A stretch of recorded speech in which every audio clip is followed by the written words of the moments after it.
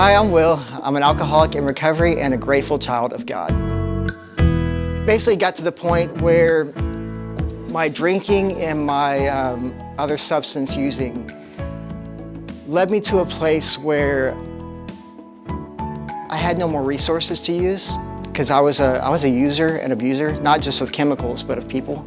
So I have been to quite a few number of rehabs, quite a few number of sober living houses. I had friends that let me stay with them from high school or college, or I would meet people and they would see that I'm a likable person. I would manipulate the situation to get a place to stay, food to eat, chemicals to use. I reached a place in my life where I lost everything. I had no more friends in my life. Same thing with my family, because I pushed them away, honestly. No more rehabs to go to.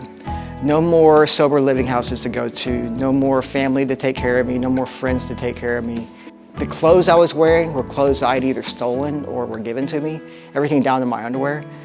The only thing that I had that I actually owned that was mine were the boots I was wearing, and those were even falling apart. I had to be basically beaten down by life and put in so much pain, emotional and spiritual pain, to lose everything other than my physical body. I finally found a smidgen of humility and actually opened up and said, you know what, I can't do this. I cried out to God, probably for the first time in my life. I like to imagine, I said, all right, God, it's just you and me now. What do I do now? And when that happened, everything changed. I woke up, or I came to, honestly, in a trailer in the middle of the hills in Kentucky with nothing, no electricity. The people around me were still abusing drugs.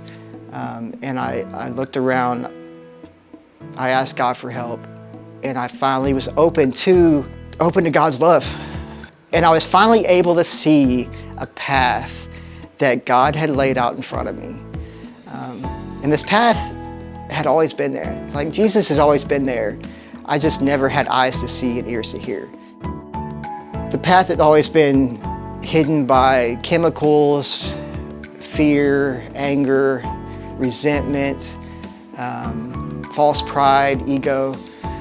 And then when I reached a place, when I reached my bottom, I could finally see the path. And all I had to do was start walking towards God. God started opening doors. The person I was staying with, she had a vehicle. She never had any gas, but her probation officer was 30 miles away. And so her mom gave her enough gas to go see her probation officer. And when that happened, I took the chance to get out of town. I got sober May 25th, 2018 in Kentucky. So I was a week sober, living in for lack of a better term, a drug trailer. Left Kentucky, went to West Virginia, stayed in West Virginia for 3 weeks, going to recovery meetings and Bible study. Probably the first time I voluntarily went to Bible study. I knew that I needed to do something different, and those two things different were I needed to do church and I needed to start going to meetings. So I stayed in West Virginia for 3 weeks, caught a bus back to Texas. Through the state of West Virginia, paid for a bus ticket. Went to treatment at the Domiciliary VA Treatment Center in Temple. And so I moved here August 31st, 2018. Went straight into the Salvation Army. Stayed there for 3 months.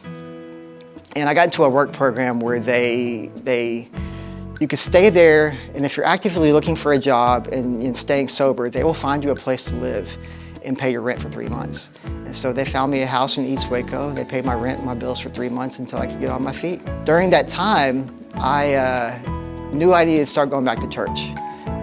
I grew up Methodist, and closest 12-step recovery meeting to East Waco and Salvation Army is on the 3rd floor of our downtown campus.